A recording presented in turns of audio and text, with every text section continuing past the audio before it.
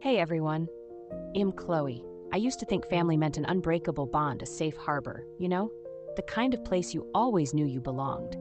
But then, the people who should have cherished me most, the ones who were supposed to be my rock, they shattered that illusion, piece by piece. What they did almost broke me. But what I did next, well, that's a story I think you need to hear.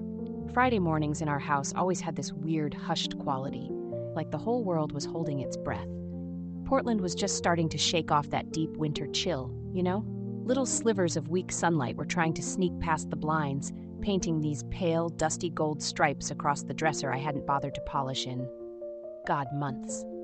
I was sitting on the edge of my bed, one sock on, one sock off, trying to brush away this quiet dread that had been clinging to me all week. It was Liam's anniversary. 2 years.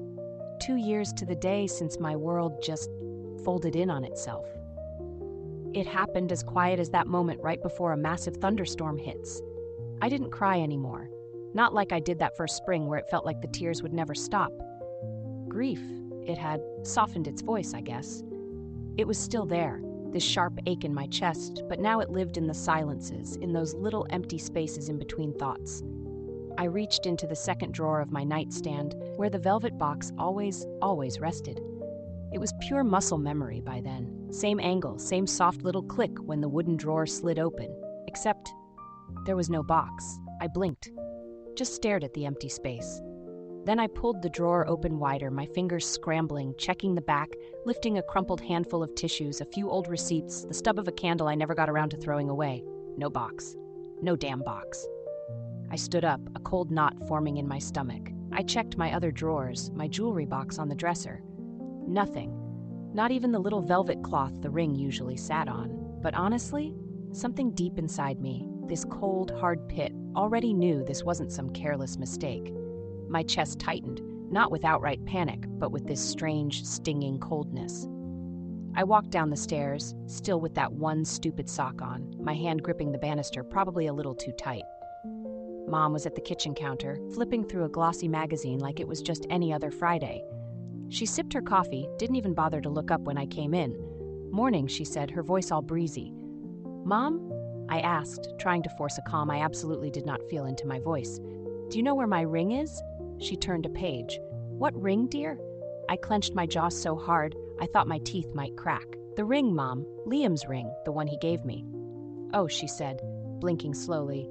Like I just asked her where the expired milk was. That, we sold it. The silence that crashed down in that kitchen was suffocating. I swear, you could have heard a pin drop from a mile away. You what?" She stirred her coffee, glanced out the window at the drizzly Portland morning. Brooke needed some help for her Bali retreat, all that spiritual stuff. Besides, she added, finally looking at me, you weren't wearing the ring anymore anyway. For a long moment, I actually forgot how to breathe. It wasn't just a ring. It was God. It was everything. Dad's voice drifted in from the hallway, casual, like he was commenting on the weather. "You haven't touched it in months, Chloe. We just figured you didn't need it anymore." I turned, and there he was, arms folded across his chest, that same tired, condescending look in his eyes. The one that always made me feel like I'd once again failed to meet some invisible expectation I'd never even agreed to.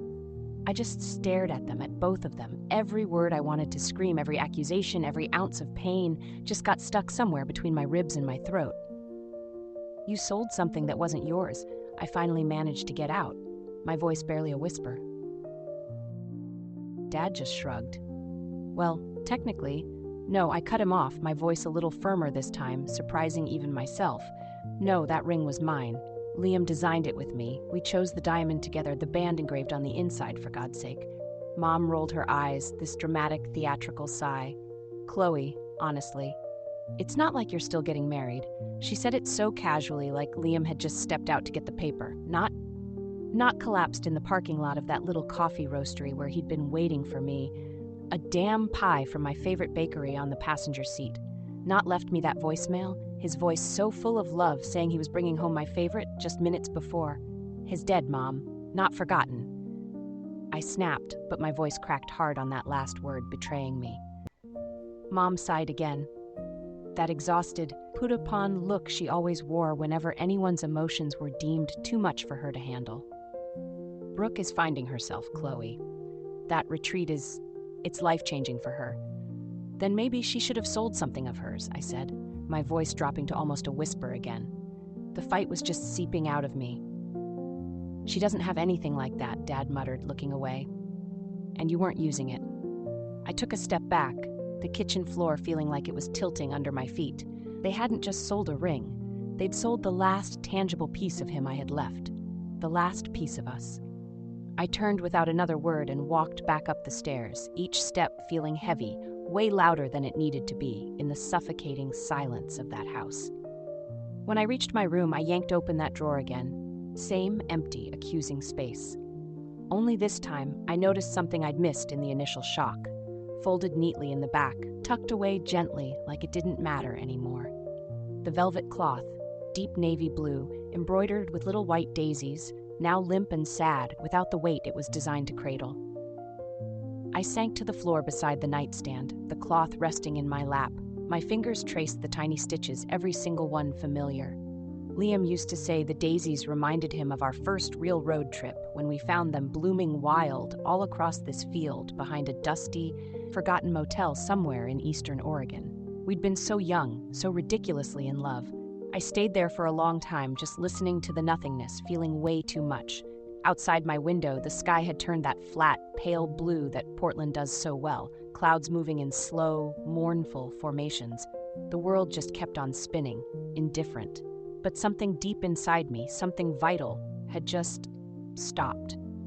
My voice came out before I even realized I was speaking, low and steady, almost a growl. They didn't just sell a ring, I whispered to the empty room. They sold what was left of me. I sat there for what felt like an eternity, maybe an hour, maybe more. Just me, that empty drawer, and that daisy-stitched velvet cloth that used to hold the only thing that proved he ever asked me to be his wife. By the time Sunday night rolled around, heavy and oppressive, I hadn't left my room once. Hadn't eaten much either. Just water, a few stale crackers I found in the back of my desk drawer, and whatever silence my churning stomach would let me keep down. I hadn't even turned on my phone since that awful Friday morning. Honestly, I was scared of it. Scared of seeing texts from Mom, probably telling me to be more understanding, or worse, some fake sympathetic message from Brooke, pretending she had no idea what had happened, how much it hurt. But eventually, I had to turn it on. Not because I was ready to face anything, but mostly because I was just so damn tired of hiding in the dark. The screen lit up, and the very first thing I saw made my stomach twist into a painful knot. There she was. Brooke. Posed on some glossy, expensive-looking wooden yoga deck, probably somewhere in Ubud, sunlight flaring perfectly behind her, a garland of exotic flowers around her neck. Her arms were lifted in that totally rehearsed surrender to the universe pose she'd been practicing since she was 16 and profoundly bored in Sunday school. The caption read, "Healing is expensive, but oh so worth it. Grateful to my amazing, supportive family for believing in my journey." A heart emoji, a lotus flower. Of course, the comments were already flooding in. "You inspire me, Brooke. Such a brave soul. This is what true healing looks like. She's literally glowing, like actual light." I just stared at the screen, my hands starting to tremble. I couldn't even cry. That was the part that really scared me. It was like the grief had just run out of places to go. It was all dammed up inside me, a toxic sludge. She was using his ring money, Liam's ring money, to post about her goddamn rebirth. I scrolled further and it just kept getting worse. She was tagged in stories, reposted by various wellness brands, even featured in some online lifestyle blog. From Pain to Power, Brooke Ashton's transformational journey. There was a whole paragraph about her overcoming generational dysfunction, oh the irony, and another about how she bravely chose the hard path of self-love. I almost laughed out loud, a bitter, strangled sound. I wasn't mentioned once, of course, not a single line. No one knew that while she was stretching into the Bali sunset, I'd been sleeping on the floor of my childhood bedroom because my parents had given away the bed I'd bought myself after Liam died. Said it was too big for one person anyway. I kept scrolling, but my mind was already pulling me back through the years. Flashes of growing up with Brooke, The endless tantrums, the slammed doors, the way Mom would always sigh and turn to me, her voice weary, and say, "You're the strong one, Chloe. Just help me keep the peace." That was the job I never applied for, but somehow never got to quit either. Liam used to say, his voice so gentle, "You don't always have to be the one holding the house together while it's burning down around you, you know?" But apparently, I didn't hold it together well enough because now they were all dancing in the flames, and I was just the ashes. Around 8:30 that night, I finally dragged myself up, got dressed in whatever was clean, and drove out to Riverbend Memorial Park. The wind had picked up, sharp and cold, and the old iron gate creaked like a sigh as I pushed it open. I walked the narrow, paved path between the graves, carrying nothing but my phone and that crushed, heavy feeling in my chest that hadn't eased up one bit since Friday. When I reached Liam's stone, simple and gray, I didn't kneel. I just stood there, the wind whipping my hair around my face. "They used your ring, Liam," I whispered, the words tasting like ash in my mouth. "They sold it so Brooke could post her stupid gratitude quotes from Bali." The wind rustled the dried leaves at my feet, a lonely, whispering sound, and I could have sworn something inside me, something already broken, cracked just a little bit more. Back in that suffocating house, I sat on the floor of my room again, scrolling endlessly through Brooke's perfect, curated life. Her latest post, a drone shot of her mid-spin, arms outstretched, in front of some impossibly green rice fields, already had nearly 2,000 likes. The caption, "Sometimes you have to leave all the noise behind to truly find your soul." I didn't even think. My fingers just flew across the tiny keyboard before the shame or the fear or whatever usually held me back could catch up. Hope the healing was worth it. I paid for it. I hit send. The comment just disappeared into the sea of fawning praise. 10 minutes later, maybe less, it was gone. Deleted, erased. At 10:42 p.m., my phone buzzed. It was Mom. "Chloe, please, let your sister have this moment. Don't start drama." Drama, that's what they called it. Not erasure, not theft, not a soul-crushing betrayal. Drama. I didn't reply. I just stared at the screen, rereading that message until the words blurred and lost all meaning. Then I scrolled back up to see Brooke's serene, smiling face again. People think grief is loud, wailing, sobbing, storming out of rooms, but it's not. Not always. Sometimes grief is just being erased, slowly, methodically, while the whole world claps and cheers for the person holding the eraser. I wasn't trying to start drama. Oh man, I just didn't want to disappear again. But apparently, in this family, even the simple act of existing outside their pre-approved script counted as a full-blown rebellion. 3 agonizing days had passed since that comment vanished from Brooke's Instagram post. Just like me, apparently. Vanished. I was sitting at the kitchen table mid-morning, the same sticky, worn table I'd eaten cereal at since I was 7 years old. A small, neat manila folder lay in front of me, closed. Everything inside stacked with a precision that felt alien to my usual chaos. Partial receipts for the ring, copies, of course. Liam's old email confirming the appraisal, complete with the staggering $590,000 figure.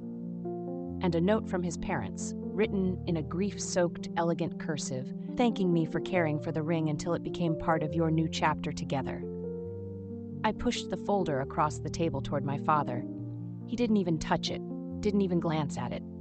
"You keep going on like this, Chloe," he said, his voice flat, his eyes still glued to the Portland Chronicle, "and you're just going to ruin your own peace.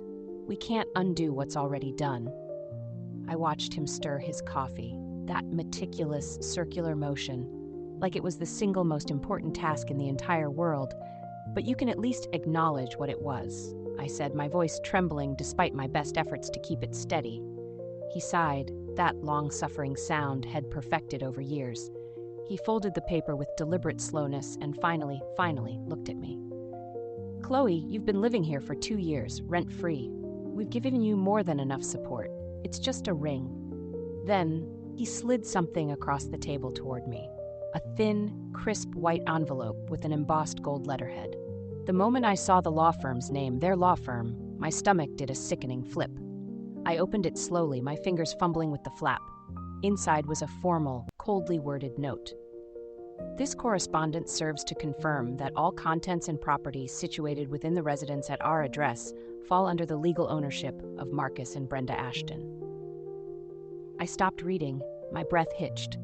They didn't just want the ring. They wanted me to know unequivocally that nothing, absolutely nothing, here belonged to me. Not even, apparently, my own grief. Later that day, the sky outside just hung there, heavy and gray, the kind of oppressive color that seems to seep right into your bones and make you ache. I drifted out into the garage, not really knowing why. Maybe I just needed to breathe air that hadn't passed through their mouths, their judgment. I sat down on an old, dusty plastic crate labeled Chloe, college stuff, and on a whim, pried it open, brushing off a thick film of grime. Inside were yellowed yearbooks, an old, frayed guitar strap, and beneath a pile of textbooks, a small, sealed envelope. My name on the front, in Liam's careful, unmistakable handwriting. I'd never opened this. He'd given it to me ages ago, saying, "Just in case you ever need a reminder." My hands shook a little as I tore it open. Inside was just a single sticky note, faded yellow, but the ink was still intact. "Don't ever let them take your voice, or your worth. Love, Elle." I didn't move for a long, long time. It wasn't just a note. It was a gut punch from the one person who had always truly seen me, even when I didn't know I was slowly vanishing. I carefully slipped it into my wallet, folded behind my driver's license, behind the version of me the world was allowed to see. That night, dinner was as predictable and bland as ever. Meatloaf, overcooked green beans, and a side of silent erasure served piping hot.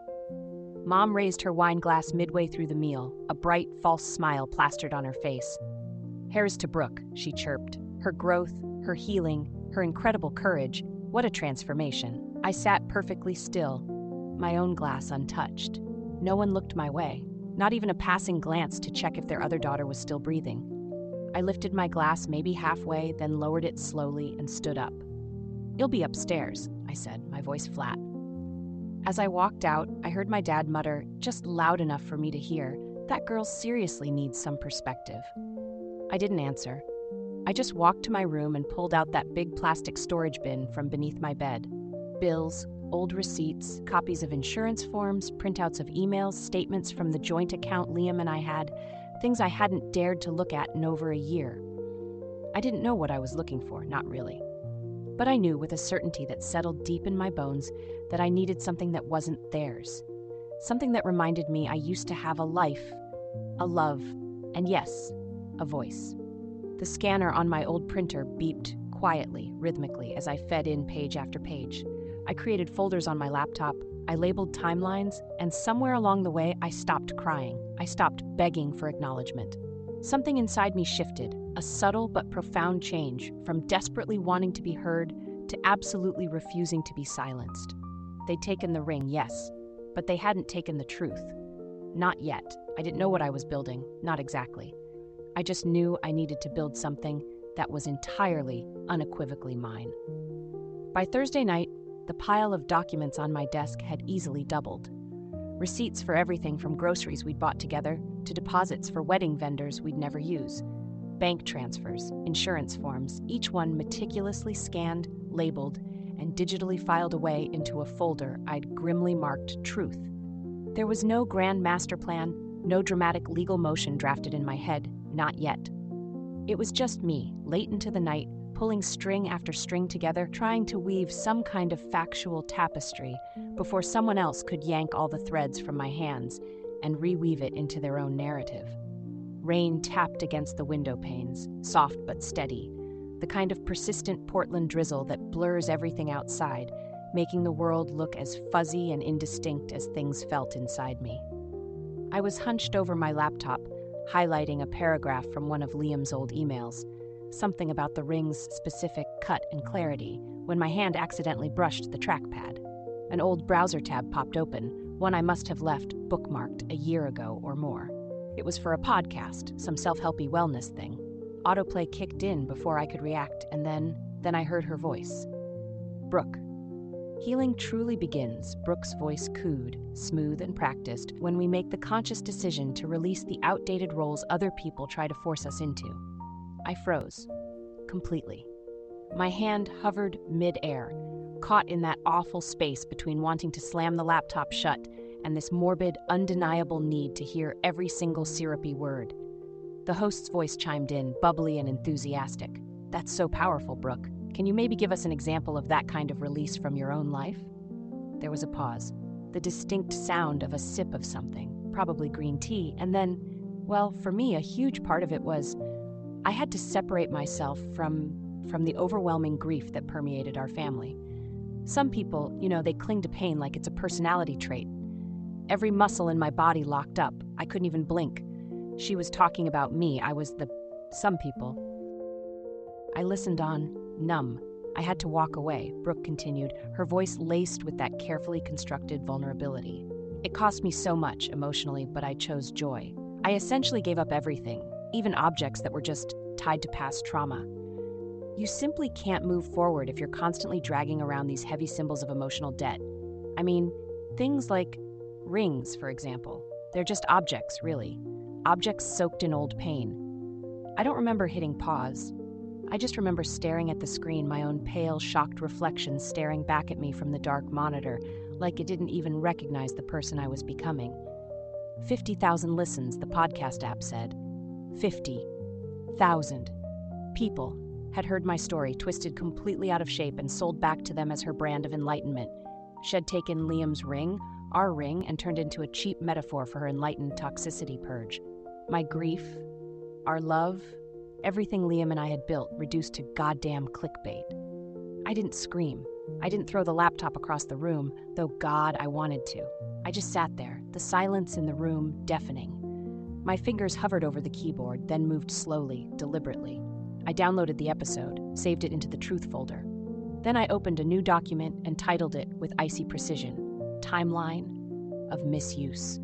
That night, the file grew steadily, my own ragged breath the only sound in the room, aside from the soft, relentless hum of the rain and the louder, sharper hum of betrayal. Around 10 o'clock, I grabbed my coat and keys. I didn't tell anyone I was leaving. Why would I? I just needed to scan a few more things. Liam's letters, mostly. The ones he'd written me when he was away on that engineering project. The local copy central was open late and had decent scanners. I drove in complete silence, the windshield wipers setting a slow, hypnotic rhythm against the downpour. At Copy Central, the tired-looking guy behind the counter didn't ask any questions, just took my money. I ordered a black tea I didn't really want from their sad little machine and found a quiet corner near the back. One by one, I slid Liam's letters into the scanning machine, his familiar handwriting growing a little shakier, a little less confident in the later ones, as his illness had progressed. Each scan made the truth feel heavier, not lighter, more real. I love how you see people, Chloe, one line read even when they've forgotten how to see you. I pressed my hand flat over that page, the paper crinkling slightly. Oh man, I didn't want revenge, not then. Not really. I just didn't want to be rewritten. I didn't want my story, our story, to be erased. By the time I got back to the house, it was close to midnight. I changed into an old soft sweatshirt, pulled my hair into a low, messy knot, and sat cross-legged on the floor near my desk. In the drawer beside me, folded carefully, still surprisingly clean after all these years, was the velvet cloth, the one with the little white daisies embroidered in its corners, the one that once held the ring. I took the USB drive where I'd saved the podcast audio, the one Brooke had so generously shared with the world, and I wrapped it carefully in that cloth. Some things you wrap not to protect them, but to remember what they represent. I placed the small cloth-wrapped bundle gently into my purse, zipped the top, and let it sit there, heavy like an anchor. I wasn't ready to confront them. Not yet. But something deep inside me had changed. I wasn't breaking anymore. I was collecting. It wasn't about proving them wrong anymore. It was about finally remembering that I'd been right all along. Friday evening settled over the house like a wet, heavy coat, damp, unwelcome, and clinging. The gray, dreary light outside hadn't shifted for hours, just hung there, matching the mood inside. My parents had gone out for dinner, probably to some place they thought was nice, leaving behind the faint, cloying scent of my mother's lavender perfume and a Tupperware container of leftover meatloaf in the fridge that I wouldn't have touched with a 10-foot pole. I stayed upstairs, my door half cracked, laptop shut for once. My whole body ached from sitting hunched over it for days, but I couldn't bring myself to lie down, to relax. I needed something, anything, that could remind me this house hadn't always felt like a suffocating prison. So I went digging. There was an old battered storage bin tucked away in the back of my closet, the kind with those brittle plastic edges that cracked if you even looked at them too hard. It held what was left of a girl I barely even remembered being. Old CDs, meticulously labeled in Sharpie, mixtapes from high school, birthday cards from elementary school, the ink faded, the sentiments saccharine, a stack of faded Polaroids from when I still had baby teeth and knees that were constantly scraped and bandaged, and, tucked at the very bottom, a stack of mini DV tapes. I hadn't seen those in probably 15 years. I found the little camcorder that went with them, miraculously still in its case, and plugged it into the wall. I flipped through the tape drawer in the camera, choosing one, somewhat randomly, labeled Chloe's 6th B-Day. The tiny screen flickered, static buzzed for a second, then color, muted and jittery, but clear enough. And there I was. A little girl, skinny and awkward, in a bright yellow sundress, standing beside a chocolate-frosted cake with 6 lit candles. My smile was wide, genuine. God, I remember that dress. I'd begged Mom for it for weeks, convinced it made me feel like actual sunshine. Then Brooke appeared on screen. 8 years old and already taller than me, more confident. Without any warning, she just shoved my head, face first, right into the cake. I flinched, both on the tape and sitting there on my bedroom floor 2 decades later. The camera shook violently with laughter. My parents' voices, younger but unmistakable, joined in. "Brooke, oh my God," my mother shrieked, clearly laughing much more than scolding. Little me on the screen was wiping gritty frosting from my eyelashes, looking around, bewildered, searching for help, for comfort. But no one moved. No one stepped in. The clip ended abruptly. I paused the video, my hand gripping the edge of my desk so hard my knuckles were white. I sat completely still for a long moment, the bitter taste of that silence, that casual cruelty, as fresh in my mouth as it must have been that day. Maybe, I whispered to the empty room, to no one, maybe this is just how it's always going to be. Just then, the key turned in the front door downstairs. I heard the click of heels on the tile floor of the entryway, the familiar clink of keys being tossed into the ceramic bowl on the hall table. Then, the low murmur of my mother's voice, probably saying goodnight to my father before heading up to her own room. But instead of going to her room, her light footsteps came up the stairs, paused outside my door. Then a soft knock. Before I could even think to answer, she pushed the door open. No warning, no asking for permission. Just barged in. She stood there in the doorway holding a small, aged velvet box, navy blue, the corners softened with time. Her eyes didn't quite meet mine. "I was cleaning out the upstairs closet," she said softly, her voice oddly gentle. "Found these. Grandma Jean had promised them to you, remember? Figured maybe now's a good time." She sat on the edge of my bed without asking, extending the box. "Open it." Inside, nestled on faded satin, was a pair of pearl drop earrings, delicate and achingly familiar. Grandma Jean's. I blinked, completely unsure what game we were playing now. "She didn't mean to hurt you, sweetie," Brenda said, her hand smoothing her skirt, a nervous gesture. "Brooke she just handles things differently, you know? And we really thought you'd moved on from all that. All that. Like grief, like Liam, like our entire future together, was just some old shoebox to be tucked under a bed and conveniently forgotten." The pearls gleamed dully in the low light, clean and cold. For a split second, I almost reached for them. I almost let the sudden unexpected warmth of nostalgia, of a time before, dull the sharp, jagged edges inside me. I almost said thank you. Oh man, I almost forgave her. But then, a buzz. My phone, lying on the desk, lit up. A message from Maya, an old friend from college. "Thought you should see this." WTF. I tapped the link. It was an Instagram story. Brooke again, sitting cross-legged on a sun-drenched patio somewhere tropical, probably still Bali. A pale green smoothie in one hand, a serene smile on her face. The lighting was, of course, perfect, softening her every feature, making her look angelic. Her voice, syrup-sweet and oh so earnest, drifted from my phone speaker. Forgiveness is just so powerful, you guys. Even when people lash out or misunderstand, I know it's just their pain talking. So I rise above, I choose compassion. I stared at the screen, literally unable to breathe. That was about me. About the deleted comment, about the velvet cloth, about the ring, and now about these damn earrings. Every single inch of my restraint, every attempt to handle this with some shred of dignity was being twisted and used as ammunition against me, repackaged as her saint-like patience in the face of my supposed bitterness. The wave of humiliation hit fast and hard, like a slap in the face I absolutely should have seen coming. Brenda left not long after that, patting my hand and telling me to try and get some rest. I said nothing, just nodded dumbly. The door clicked shut behind her.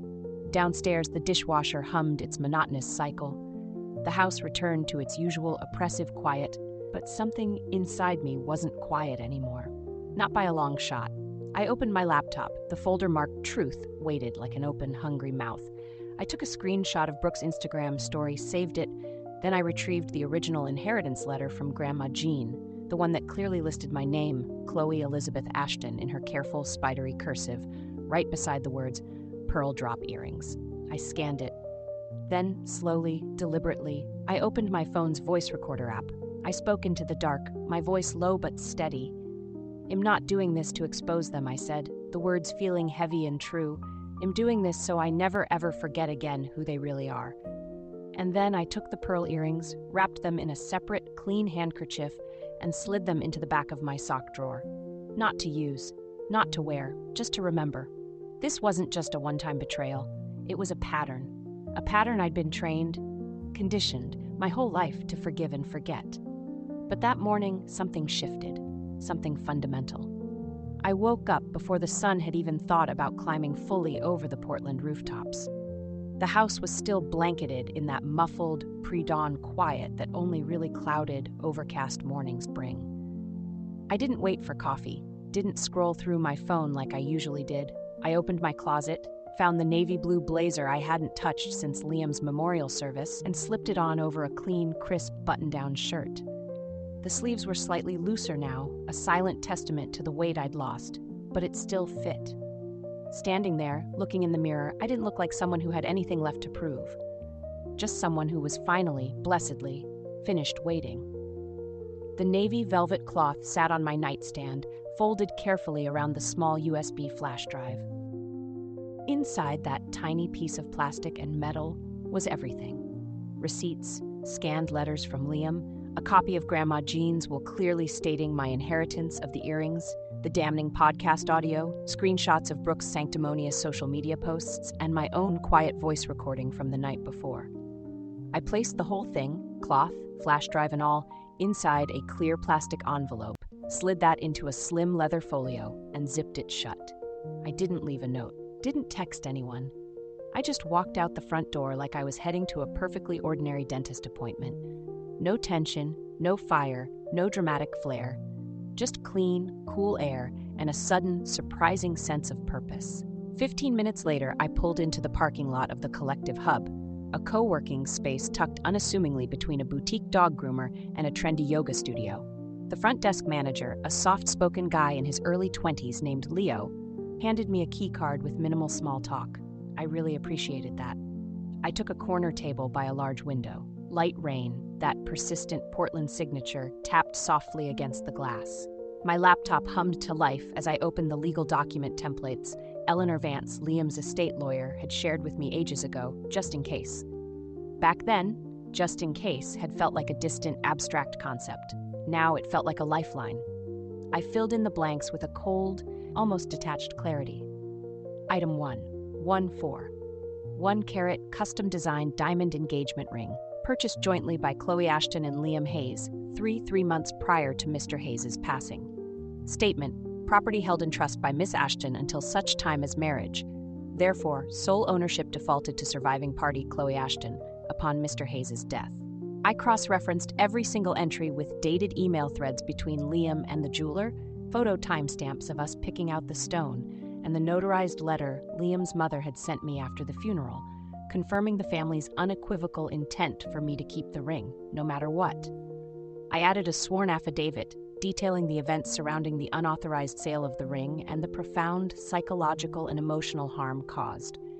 At exactly 10:42 a.m., I clicked send. The documents, neatly packaged as a PDF, went straight to Vance & Associates LLP, the firm that had handled all of Liam's affairs. I addressed them directly to Eleanor Vance, a senior partner I remembered for her sharp intellect and no-nonsense, yet surprisingly warm demeanor. Then I sat back, not triumphant, not vengeful, just still. I didn't cry, I didn't even shake. I closed my laptop, leaned into the back of the surprisingly comfortable chair, and just let the gentle, rhythmic sound of the rain blur the edges of the moment. Across from me sat a ceramic cup of coffee I'd bought from the Hub's little cafe an hour ago, untouched. I finally lifted it to my lips. It had gone cold, of course, but it was mine. Later that afternoon, I stayed in that quiet, rented space. The team renting the glass-walled conference room next to mine was rehearsing for some kind of non-profit fundraising event. Their laughter, unburdened and genuine, seeped softly through the walls. One of them, a woman with kind eyes, stepped out to take a call and smiled at me briefly. I nodded back, a small, almost imperceptible acknowledgement. I opened another folder on my laptop. This one had nothing to do with my family, at least not directly. It was for the Reclaiming What Was Always Yours initiative, an annual women's leadership gala the MID been quietly, anonymously funding in Liam's memory since last fall. Had always said that true legacy didn't need a name attached to it, just a ripple. Just a light switched on in the dark for someone else, Chloe, he'd told me. The event was scheduled to be held next week at the Hawthorne Grand Ballroom, an upscale historic venue just outside the city center. The floral arrangements, white daisies, of course, the speaker stipends, even the customized signage, had all been meticulously planned and paid for under a small foundation name I'd created discreetly, the LH Legacy Trust. I double-checked the PowerPoint slides for the evening. One of them was a photo from years ago, Liam and I, beaming, volunteering at a career panel for single mothers. I remembered how Head stayed an extra hour that day, just to help one woman figure out how to fix her outdated resume, his patience endless. That slide, I decided, would close the night. Just above it, in small, elegant print, the words, "In honor of those who give quietly and love loudly." I sent the final slide deck to the event coordinator with a brief professional email. As I packed up my laptop to leave the collective hub, my phone buzzed. A text message from my mother, Brenda. "You got mail, Chloe. Looks like a fancy gala invitation. Brooke got one too. I think they might want her to speak. How wonderful for her." I stared at the screen for a long, silent second. Then I laughed, just once. A soft, dry, almost inaudible sound, like the punchline of a joke only I understood. I didn't RSVP, didn't respond to Mom's text at all. I didn't need to be on the stage. I'd already built the damn microphone. Let them walk into the spotlight. They had absolutely no idea who had lit it. I arrived just as the sun was beginning to dip below the Portland skyline, painting the clouds in hues of bruised purple and fiery orange. The Hawthorne Grand Ballroom's event space shimmered with soft candlelight and large, elegant glass bowls filled with floating white daisies. I spotted them the moment I stepped inside. My own small, deliberate touch. Brenda would have chosen roses, undoubtedly, big, ostentatious red ones, or nothing. But this night, this event, wasn't hers to curate. I checked in quietly at the front desk. No flashy name tags, no unnecessary fuss, just a light, professional touch on my elbow from the event coordinator as she handed me a folded program. She didn't recognize me from our email exchanges, or if she did, she gave no sign. That was perfect. Across the expansive room, I saw Brooke glide through the main doors in a flowing white gown that looked suspiciously custom-made. Her hair was pinned up in those deliberately artful, effortless waves she favored. Brenda walked beside her, arm in arm, whispering what sounded like effusive praise, practically coaching her like a pageant queen heading for the crown. "You deserve this, darling," Brenda said, just loud enough for anyone hovering near the champagne table to overhear. "You've worked so hard for this recognition." I stood alone in a quiet corner for a while, near a tall potted fern. Not hidden, exactly, just unbothered. My black dress was simple, elegant, understated. No sparkle, no desperate statement, just presence. My small clutch was tucked close against my ribs.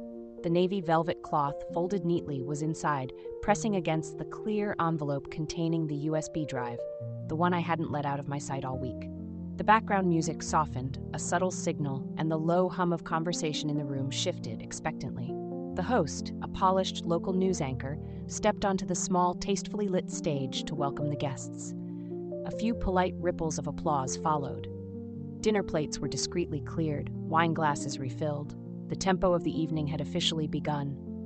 Then the surprise guest speaker was announced with a flourish. Brooke. She took the microphone with that practiced, almost unnerving poise. Even her footsteps as she crossed the small stage sounded rehearsed, measured. I could almost hear Brenda inhale sharply, a proud, proprietary sound, like a director watching her star pupil from behind the curtain. Grief, Brooke began, her voice resonating smoothly through the ballroom's excellent sound system, is a journey. We all know that. But some people wear it like a heavy badge they simply refuse to take off. My fingers tensed just slightly around the cool edges of my clutch. She continued, her gaze sweeping benevolently over the audience. Tonight, I want to talk about the power of letting go, about choosing not to be defined by what hurt you, but by what you did with that pain. She never once said my name, of course, but I was in every carefully crafted sentence, a shadowy, unnamed counterpoint to her shining example. I had to release so many things that tied me to darkness, she said, her lips curving into a soft, almost sorrowful smile. Objects, outdated expectations, even deep family wounds. I chose light. The audience nodded, captivated. A few women murmured, and so true, like they were at a particularly moving sermon. I moved then, slowly, deliberately, toward the event coordinator, who was standing at the edge of the room, near the AV booth. Her headset was perched over one ear, and she was anxiously checking a cue sheet on a clipboard. "Excuse me," I said quietly, offering her the sealed, clear envelope. "This is a featured donor message. It needs to be played now, right before the final acknowledgments." She blinked, clearly uncertain, a little flustered. I wasn't told about this. There's nothing on my schedule. It was requested ahead of time, I said, keeping my voice calm and level. Check the card inside the envelope. It should clarify everything. She hesitated for a split second, then opened the flap and pulled out the small, elegantly printed card I'd included. She read a few lines, her brow furrowing in concentration, then lifting in comprehension. "Oh, yes, okay. I'll cue it up right away."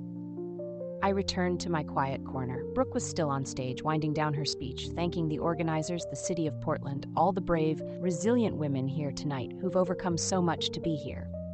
The applause began even before she'd quite finished her sentence. And then, just as the applause was swelling, it stopped, abruptly. The house lights dimmed slightly, unexpectedly. The large screen behind the stage, which had been displaying the gala's logo, flickered to black. Then white text faded in, simple and stark against the darkness, in memory of Liam Hayes. A hush, absolute and profound, fell over the entire ballroom. You could have heard a champagne bubble pop. The video opened on me, sitting in a quiet, simply furnished room. Actually, it was the small study at the collective hub, speaking directly, calmly, into the camera lens. "My name is Chloe Ashton," my voice said, clear and steady, filling the silent room. "I don't need any recognition tonight. I already had what mattered most in the world, and then I lost it." I watched from the back of the room as heads began to turn, slowly at first, then more quickly. Some people were frowning in confusion, others were starting to recognize me, their eyes widening slightly. 2 years ago, my on-screen self continued. I buried my fiancé, Liam Hayes. We had picked out a ring together, a beautiful, unique symbol of our future. That ring was taken from me, sold. The money, all $590,000 of it, was used to fund someone else's healing journey, all without my knowledge or consent. That ring didn't just represent a promise. It held grief, it held memory, and it held a love that I thought would last forever. The screen shifted, displaying a photo. Liam, his arm around me, both of us smiling, windswept and happy, on a beach in Oregon, my hand in his. I funded this gala, this entire initiative, quietly, in his name. The theme tonight, Reclaiming What Was Always Yours, wasn't just about leadership or career success. For me, it was about reclaiming memory and reclaiming truth. There was no anger in my voice, no hysteria, only a profound, undeniable clarity. Sometimes, my image said in the final frame, my eyes looking directly at the audience.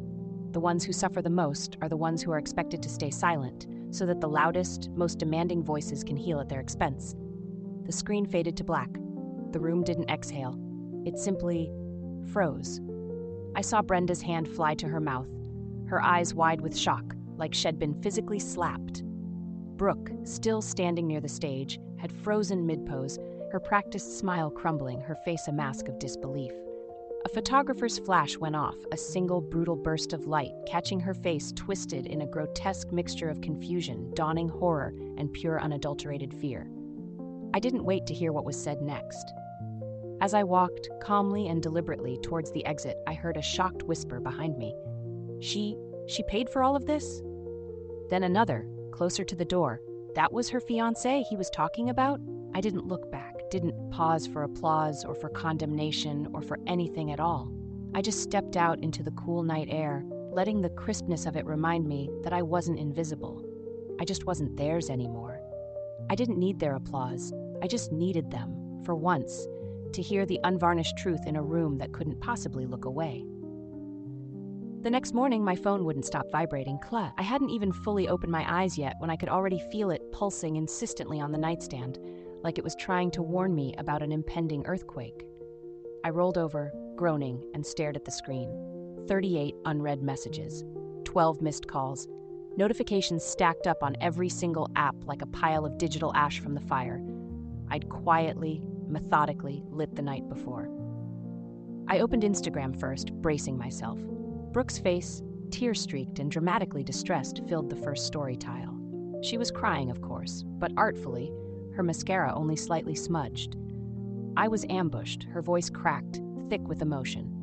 Last night should have been a celebration of healing, of women supporting women, not a personal attack. Swipe. She's weaponizing grief. Read a stark caption beneath a short, shaky clip of her dabbing her eyes with a tissue, her perfectly manicured fingers trembling just so. Another clip, this one filmed with her face turned slightly away from the camera, as if she wasn't even aware it was still recording. I tried so hard to include her, to bring her into the light, she lamented, but sometimes family can be your worst enemy.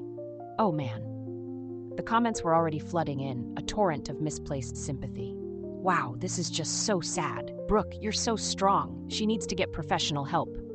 Clearly, your sister sounds incredibly toxic, sending you love and light. By the time I dared to open Twitter, 2 local Portland blogs had already picked up her version of the story. Resilience coach faces cruel family sabotage at Women's Empowerment Gala. It was all so fast, so predictable, and so damn calculated. A text came through from Brenda, my mother. You've broken this family apart, Chloe. Completely. Are you happy now? Followed almost immediately by a missed call from my father, Marcus. No message, just that heavy digital silence that somehow said more than enough. I blocked them both. Just done. Then came a message from Leo, the kind guy from the collective hub. Had known Liam, actually. And he'd known me, casually, from around the neighborhood, long before I'd gotten so used to swallowing my voice and just taking it. Don't let them own the final word, Chloe, his message read. You've come way too far to be pushed back into the dark now. That, surprisingly, was enough to get me out of bed. I threw on a pair of jeans and a plain navy sweater.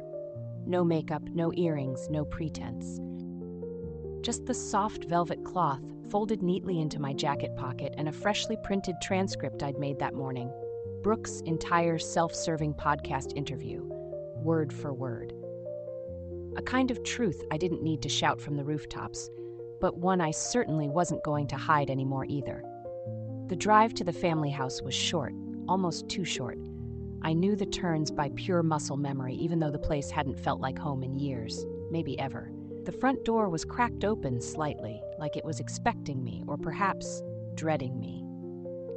Brooke was pacing in the living room, her usually perfect hair up in a messy, agitated knot, her phone clutched in one hand like a lifeline. Her voice, strained and high-pitched, came in short, rehearsed-sounding bursts, as if she were practicing her damage control speech out loud. Something about emotional abuse, something about my sacred journey being violated. She froze mid-sentence when she saw me standing in the doorway. You shouldn't be here, she snapped, her voice tight with fury, but I could see her hands trembling. I won't be long, I said, my own voice surprisingly calm as I stepped inside. I walked over to the polished mahogany coffee table, the one Mom always fretted over, and laid down the printed transcript. The stack of paper sat heavy and accusing on the glossy surface, despite how thin it actually was. Her eyes darted to it, suspicious and wary. What's that? I didn't answer her directly. I just gently unfolded the navy velvet cloth, empty now, just a soft, poignant square of memory, and placed it carefully on top of the transcript. It's your voice, I said, meeting her gaze directly. From the podcast. The one where you so eloquently called me a grief addict and talked about how objects like rings are just soaked in old pain. Brooke's face drained of all color. She looked like she'd seen a ghost. You don't understand how media works, she stammered, her bravado crumbling. Oh, I think I understand how truth works, Brooke. She just stared at me, her lips slightly parted, but no sound came out. The fight, the indignation, it all just seemed to evaporate from her.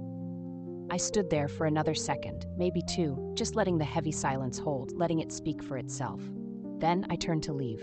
Brenda, my mother, stepped into the hallway just as I reached the front door, her face a mask of confusion and distress. Her eyes were wide, unfocused, like she'd just woken up to a harsh reality she hadn't chosen and didn't comprehend. We're family, Chloe, she said, a faint, desperate tremble in her voice. Blood. Doesn't that mean anything? I stopped, not out of hesitation, but out of a sudden, stark clarity. Blood. I repeated, the word tasting foreign. Blood means absolutely nothing without respect, Mom, and honesty. I'm not here to belong anymore, I said, my voice quiet but firm. I'm here to break the cycle. She didn't respond. Just stood there, shoulders slumped, like she couldn't find the right page in her script, the one that told her how to react to this. I walked past her without flinching, out into the cool, clean air. The sky, I noticed, had started to clear slightly, just enough to let in a thin, hopeful band of light along the horizon, the kind of light you really have to look for to see. I slipped the empty velvet cloth back into my pocket. It felt different now, lighter, clean, done. I didn't leave because I hated them, not really. I left because finally, after all this time, I loved myself more. The morning light in Sonoma Valley was different, softer somehow, less accusatory than the persistent gray drizzle of Portland. It didn't pierce, it warmed. A gentle breeze, carrying the faint, earthy scent of vineyards, rolled softly across the hills as I turned the key in the lock of my new studio door. The simple, hand-painted sign above the entrance, Langford and Ashton, crafted with memory, caught the early light just enough to shimmer. I stepped inside and flipped the main lights on. The space wasn't huge, not by any means, but it felt expansive, airy, in a way the Ashton family house, with all its heavy drapes and unspoken resentments, never ever had. Polished wood floors, warm brass fixtures, a long row of sturdy workbenches facing wide, generous windows that framed the rolling hills like a living oil painting. The walls were painted a gentle, calming cream, and my tools, pliers, molds, my trusty flame torch, tumblers, polishing cloths, were all lined up in silent, patient order. God, I hadn't realized how much I'd missed the sharp, metallic smell of silver warming under heat, the satisfying heft of a hammer. It was a smell, a feeling that was somewhere between fresh hope and quiet finality. That first week, foot traffic was surprisingly steady. A young, bright-eyed couple from San Francisco wandered in, looking for wedding bands with a story, with soul, they'd said. An elegant woman in her 70s, her eyes kind but tinged with sadness, asked if I could somehow set a tiny antique locket into a ring so she could carry her late husband's photograph with her always, not just his memory.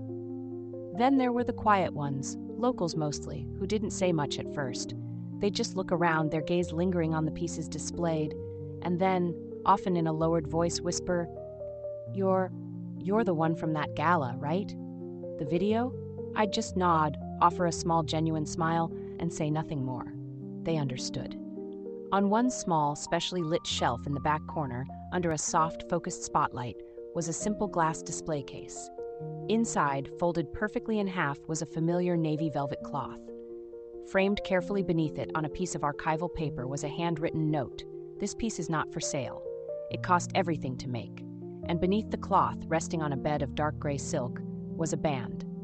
Not the original, of course, but one I had crafted myself. Diamond and brushed steel, seamless in their fusion, strong yet delicate. Etched almost invisibly along the inner edge, so fine you'd miss it if you weren't looking, was one single, perfect, tiny daisy. Not ornamental, not flashy, just quiet and certain and mine. One sunny afternoon, a little girl, maybe 6 or 7, wandered in with her parents. She pressed her small nose right up against the glass of that special display case and pointed a chubby finger. "Who made that one?" she asked, her voice clear and curious. I crouched down beside her, resting my arms on my knees, meeting her bright, inquisitive gaze. "Someone who used to be very, very silent," I said softly. She turned to me, her little brows scrunched in thought. "Are they better now?" I smiled then, a real, soft, unburdened smile. "She's still learning," I told her. "But yes, she's not silent anymore." Weeks, then months, passed without a single word from Brenda or Brooke. No calls, no texts, no passive-aggressive emails forwarded through distant relatives. And that silence, that vast, empty space where their voices used to be, well, that was its own kind of answer, wasn't it? Then, one Saturday morning, as I was opening up the shop, I received a short, unexpected message from Diane, an old family friend I hadn't spoken to since my college graduation. "Chloe, dear," it read, "I saw your beautiful tribute at the gala. Your mother never said anything to me directly, of course, but I happened to see that she kept the video file of your speech on her desktop. Watched it more than once, I think." I read the message twice, a strange mix of emotions swirling inside me. Then, I just let it sit. I didn't reply to Diane, didn't forward the message to anyone, just let it be. Sometimes I realized an apology or even just an acknowledgement doesn't come wrapped in carefully chosen words. And it doesn't mean you have to put your own life on hold, waiting to hear them. I walked over to my main workbench and slid open the top drawer. Inside, tucked beneath a few sketches, was the original yellowed receipt for the velvet ring box, the one Liam had so carefully chosen. I placed it beside his final note, the one that had lived in my wallet for 2 long years, its creases soft and familiar. "Don't ever let them take your voice or your worth." Outside, the last of the morning fog had lifted. Bright California sun spilled generously across the cobblestones of the little courtyard in front of my shop. I walked out front, took a deep cleansing breath of the warm, fragrant air, and turned the closed sign to open. As the day went on, I melted silver. I carefully set stones. I sketched out ideas for a new line of pendants, inspired by the wildflowers I'd seen growing along the roadside. But there was no rush, no frantic, desperate energy, just motion, quiet, purposeful, and entirely mine. In the background, an old folk song played softly on the stereo, low and a little grainy, the singer's voice filled with a gentle melancholy. I didn't know all the lyrics, but the melody felt strangely familiar, like something I'd heard a long, long time ago, something I was finally old enough to name. I looked again at the empty velvet cloth under the glass. It had once held a symbol of a future that never arrived. Now it held nothing but memory and air. And that, in its own quiet, profound way, meant absolutely everything. I'd lost something precious, something that was supposed to last forever. Then I'd lost people who were, by all accounts, never supposed to leave, never supposed to betray. But in all that devastating loss, I'd finally found something quieter, something stronger, something infinitely more resilient. Myself. And this time, absolutely no one gets to sell her. Looking back, the path was brutal. Every single step felt like a fight for my very soul. But through losing what I thought was everything, my love, my future, my family, I found a strength, a resilience I honestly never knew I possessed. It wasn't really about revenge in the end, not the way you see in movies. It was about reclaiming my story, my truth, and ultimately my peace. The quiet hum of my workshop now, the warmth of the Sonoma sun on my face, the knowledge that I built this, piece by piece, this is my justice. This is my quiet dignity. What do you think? Have you ever had to fight tooth and nail just to be seen, to have your truth heard? I'd love to hear your story in the comments below. And if my journey resonated with you, please consider subscribing for more stories of resilience and redemption. Your support, whether it's a comment, a like, or even through super thanks, truly helps me continue sharing these experiences and, in a way, continue my own healing. Thank you for listening.